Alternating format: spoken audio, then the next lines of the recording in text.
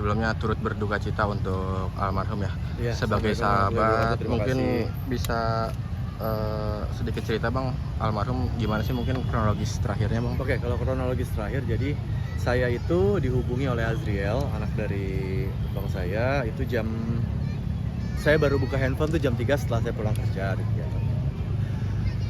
Menginfokan bahwa ayah kecelakaan, sekarang posisinya ada di rumah sakit.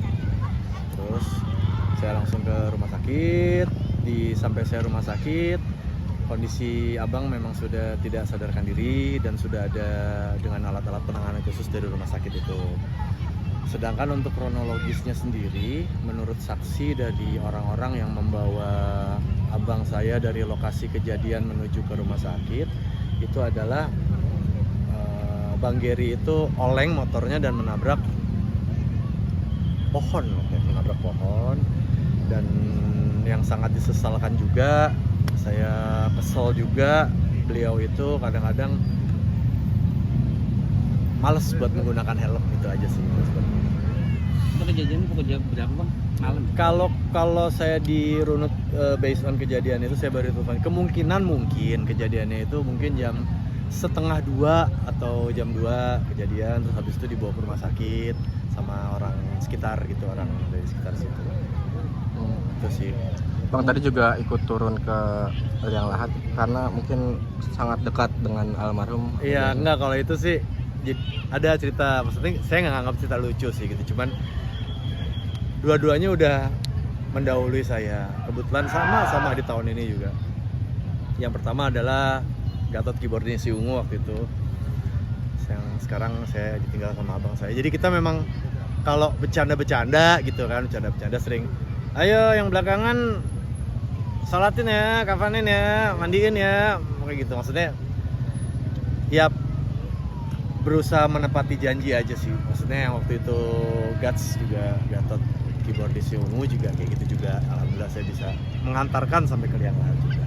Jadi semenjak almarhum hidup memang sudah ada. Nanti kalau ketika siapa yang duluan meninggal kita Iya, kita iseng-iseng aja gitu, bercanda-bercanda gitu kan.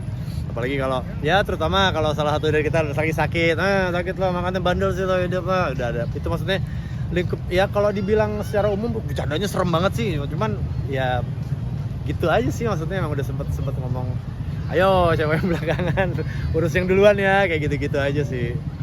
Ya, alhamdulillah hari ini dikasih, lagi ada di Jakarta, bisa dikasih kesempatan buat tadi mandiin abang juga, terus kafanin sampai bawa ke rumah, sampai bawa ke sini, sampai kita tadi juga di rumah sakit bisa hadir sampai dia saat terakhir juga. Terus ya udah barusan juga bisa masuk di liang lahat ya, jadi ya alhamdulillah bisa ngurus orang-orang yang kita sayangin sampai kayak gitu sih. Ikatan emosionalnya kayak benar-benar kuat banget. Mungkin banyak banget kah kenangan sama almarhum atau gimana sih mungkin Bang? Kalau kenangan, tadi banyak yang nanya juga, saya cuma bisa bilang hanya ada kenangan yang terbaik aja.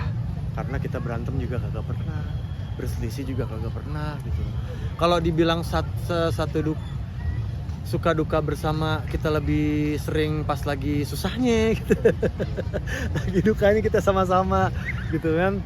Ya udah sih, kalau kenangan pokoknya yang terindah terus deh. Pokoknya kenangan yang terindah sama dia, kenangan yang bagus. Kadang-kadang yang bahkan kenangan yang, maaf bahasa saya, kenangan yang culun-culun, lucu-lucu, bego-bego juga banyak gitu.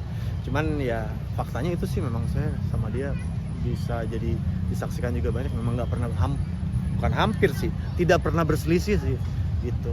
Berselisihnya paling ya bandel nih dia, saya kan banyak sebagai adik yang lebih muda juga, kadang-kadang malah saya yang sering ngemelin dia gitu loh. Dari kondisi dia terakhir dulu kesehatannya nurun, masih bandel, makan pedes gitu-gitu kan, ya saya yang sering banyak malahin dia lah gitu. Cuman ya alhamdulillah sih nurut juga. Bang, semasa hidup almarhum pribadi seperti apa sih Bang, kalau boleh tahu Bang mungkin Bang? Saya cuma punya satu kata aja sih, insya Allah dia manusia paling baik yang pernah diciptain sama Allah sih. Paling baiknya bagaimana? Karena selama hidupnya dia selalu mau menolong orang, nggak peduli itu orang siapa, di mana atau kapan. Bahkan kadang-kadang dia rela untuk mengorbankan diri dia sendiri untuk bisa menolong orang gitu. Dia juga orang yang supel dari kecil sampai gede, juga bergaul di mana-mana.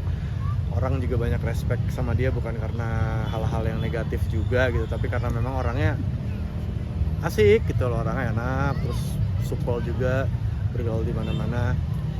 Tuh, jadi kalau saya menggambarkan dia sebagai abang saya, sahabat saya, sebagai mentor saya juga, ya salah satu manusia yang terbaik lah yang pernah diciptain gitu. Cuman ya itulah, kadang-kadang harus kita terima juga segala sesuatu yang terbaik, segala sesuatu yang gimana kadang-kadang dipanggilnya lebih cepat sih sama Allah gitu. Jadi Bang, iri nggak Bang melihat Bang Dery sekarang ngantri banyak gitu Bang? Berarti sosok Bang Dery itu kan orang baik gitu Bang. justru sesuai dengan omongan saya yang saya nyambung tadi nih gitu loh. Malah saya nggak ada iri, malah bangga, malah alhamdulillah lah gitu loh. Dari tadi juga di masjid sholatin penuh gitu kan, penuh semua. Ya malah alhamdulillah lah. Ya wujud dari beliau sebagai orang baik yang mau menolong siapa aja dan di mana aja, ya wujudnya adalah, saya nggak bohong nih, wujudnya adalah sekarang ini terwujud gitu loh. Oke aja sih. Terakhir boleh Bang mungkin doanya Iya. Bang untuk almarhum Bang dari sahabat Bang.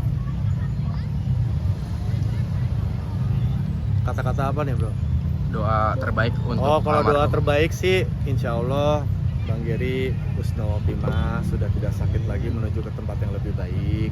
Doa dari saya juga, andai kata nanti suatu saat kita dipertemukan juga, kita insya Allah bisa dipertemukan oleh Allah di tempat yang indah. Pokoknya itulah doa dari seorang adik terhadap abang yang sangat luar biasa. Insya Allah husnul khotimah. Amin ya.